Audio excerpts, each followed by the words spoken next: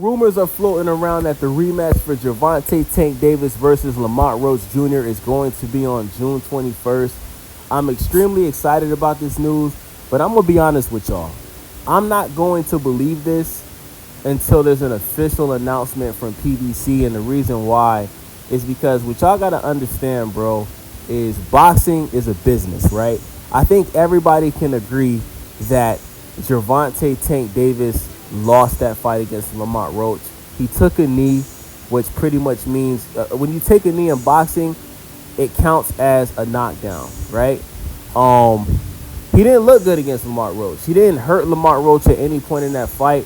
Lamont Roach walked him down the entire fight, and I think Lamont Roach did enough to win the fight. And what y'all gotta understand is this, bruh. If Gervonta Tank Davis loses, right, PBC boxing is cooked. For those that don't know what that means, cooked, I'm basically saying if Gervonta Tank Davis loses, PBC boxing as we know it will no longer exist. It'll be just like Blockbuster, right? Remember when Netflix did the Blockbuster? PBC will turn into Blockbuster where there's only one or two stores left in the country, right? And because of that, you guys have to understand that is why Gervonta Tank Davis' career has went how it went. You guys wonder why he hasn't fought Lomachenko yet. You wonder why he hasn't fought Shakur Stevenson yet. You wonder why he hasn't fought Devin the Dream Haney yet. Because they have been strategically moving Gervonta Tank Davis to keep that undefeated record. Gervonta Tank Davis is a household name. Besides Canelo Alvarez, he is the face of boxing. He is the most popular boxer in America. And because of that, he's able to pretty much fight whoever he wants to fight. Because regardless of who he fights, he's going to sell pay-per-views. He's going to sell out arenas. Why? Because people know when they watch a Gervonta Tank Davis fight, 9 times out of 10 they're going to see a knockout. Just like Mike Tyson back in the day, right? People used to throw fight parties for Mike Tyson. And we all know, black people don't show up to nothing on time, right? So by the time people would show up to the party for the Mike Tyson fight, the fight would be over because Mike Tyson knocked him out in round 1, right? That's pretty much how Gervonta Tank Davis' fights are, right? Gervonta Tank Davis is a knockout artist. The casual boxing fans, they like watching boxing to see somebody get knocked out. Hardcore boxing fans, they appreciate the science of boxing. They appreciate all aspects of boxing. Jabbing, throwing hooks, haymakers, uppercuts, when to grab, when not to grab, walking your opponent down. Hardcore boxing fans appreciate all aspects of boxing. You understand what I'm saying? So, Bob Arum, shout out to the legendary promoter Bob Arum, who's damn near 100 years old. He's still doing his thing. Bob Arum made an announcement this week, and he said that him and Al Haymon are going to be working together to make fights between top ranked fighters and PBC's fighters. This is a strong indicator, in my opinion, that Gervonta Tank Davis' next fight is going to be against Vasily Lomachenko. Because remember, guys, Gervonta Tank Davis was never supposed to fight Lamont Roach. The reason why he fought Lamont Roach is because Vasily Lomachenko decided to take the rest of the year off. He didn't want to fight for the rest of 2024. And Gervonta Tank Davis, Shakur Stevenson was injured at the time. He injured his hand, right?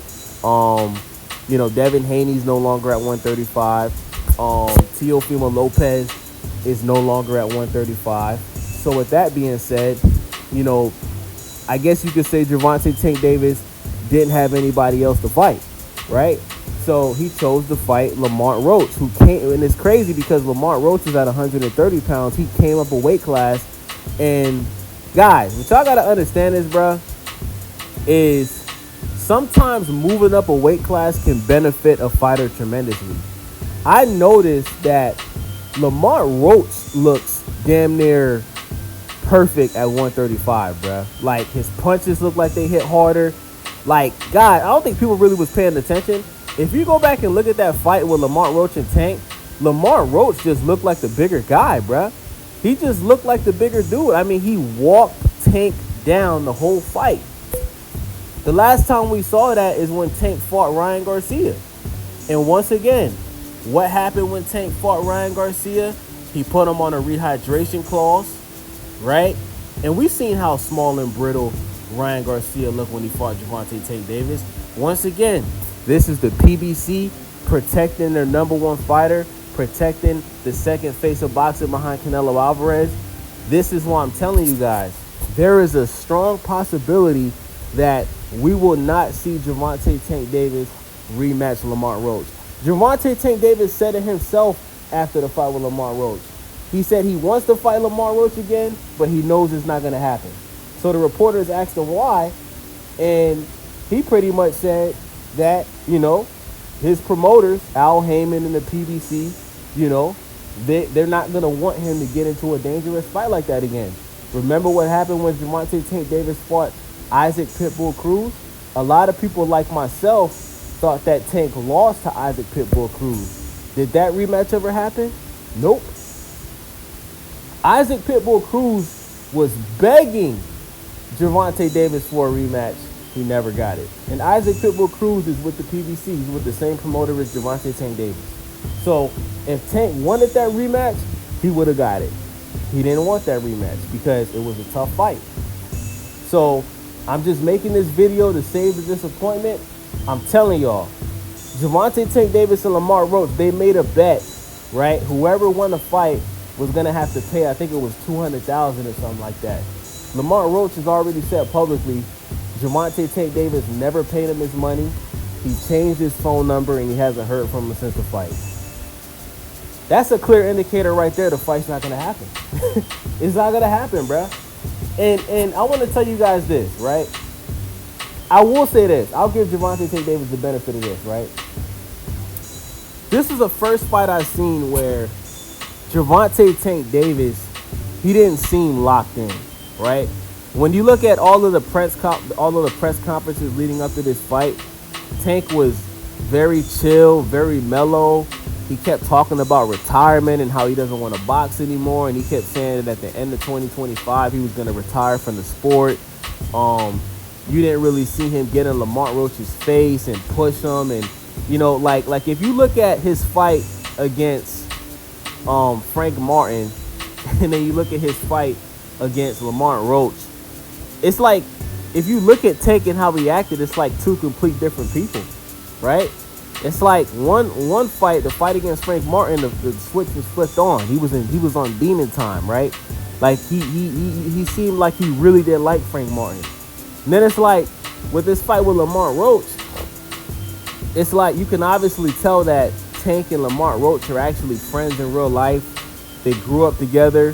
They fought each other in the amateurs. They're both from similar areas. Tank is from Baltimore. Lamont Roach is from DC, two places that are right next to each other, right? It's obvious that there was no animosity there, but at the end of the day, this was kind of like if Shakur was to fight Keyshawn Davis. You understand what I'm saying? Like, my whole thing with this is, if Tank is so cool with Lamont Roach, why did you fight him, right? And I'm going to be honest, I also feel like Tank underestimated Lamont Roach. Let's be honest, everybody underestimated Lamont Roach. Really, Gervonta Tank Davis was really the only one saying how good he was. He gave him his props when it was due. You feel me? But at the end of the day, Gervonta Tank Davis, you got to understand, bruh. Besides Canelo, you're the face of boxing, and everybody that's not in your position, they want your position, right? Even Lamont Roach, just because you and Lamont Roach are friends and y'all homeboys, he still wants your position, especially based off of the fact that you beat him in the amateurs. He want to get that lick back, right? He wants to make the same amount of money that you're making each fight. And this is a situation where I think Tank was too comfortable.